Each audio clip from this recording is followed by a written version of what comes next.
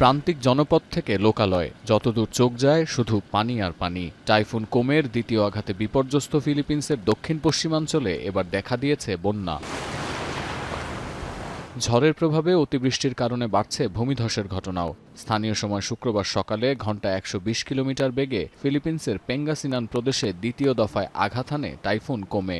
Nangangailangan ng konting ayuda, ganun lang sir. Pero yung iba sir, okay naman kasi sanay na yung mga tao dito sa bahayan ganyan eh. Ako tatanong nila, ukain ng mga ilog para walang tubig sa taas.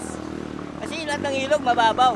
সপ্তাহব্যাপী এই দুর্যোগে ধসে গেছে ৩,০০০-এর বেশি বসতবাড়ি। আশ্রয় কেন্দ্রে সরে যেতে বাধ্য হয়েছেন ২.৫ লাখেরও বেশি বাসিন্দা। উদ্ধার অভিযানে স্থানীয়দের পাশে এসে দাঁড়িয়েছে সেনাবাহিনী, কোস্টগার্ড ও দমকল কর্মীরা। সবচেয়ে বেশি ক্ষতিগ্রস্ত লুজন প্রদেশের অন্তত ৮০টি ছোট বড় শহরে প্রবেশ করেছে বন্যার পানি। জাতীয় দুর্যোগ পরিস্থিতি ঘোষণা করা হয়েছে প্রদেশ জুড়ে।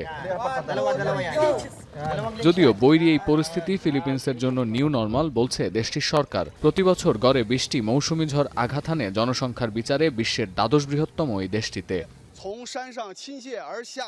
এদিকে মৌসুমী ঝড় ও এর কারণে সৃষ্ট রেকর্ড পরিমাণ বৃষ্টিতে বিপর্যস্ত চীন। দেশটির আবহাওয়া দপ্তর জানিয়েছে বাউডিং প্রদেশে চলতি বছরের জুলাইয়ের দ্বিতীয় সপ্তাহ পর্যন্ত যে পরিমাণ বৃষ্টি হয়েছে তা ১ বছরের গড় বৃষ্টিপাতের সমান।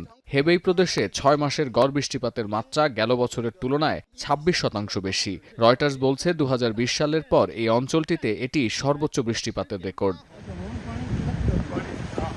এছাড়া পাকিস্তানে মৌসুমি বৃষ্টির প্রভাবে সৃষ্ট ভূমিধসে নিখোঁজ ১২ পর্যটককে উদ্ধারে অব্যাহত রয়েছে অভিযান।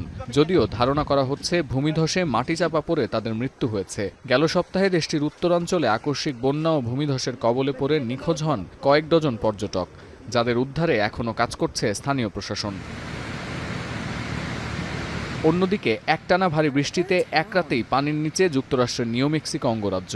রুইদোসো নদীর পানি বইছে বিপদসীমার উপর দিয়ে, সেই পানি প্রবেশ করতে শুরু করেছে পাহাড়ি অঞ্চলে। পানির তোরে ভেসে গেছে পথঘাট।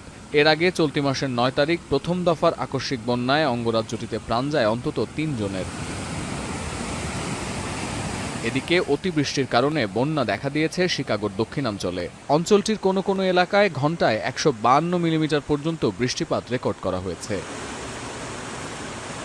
সতীর্থ কর্মকার, এখন বিশ্ব।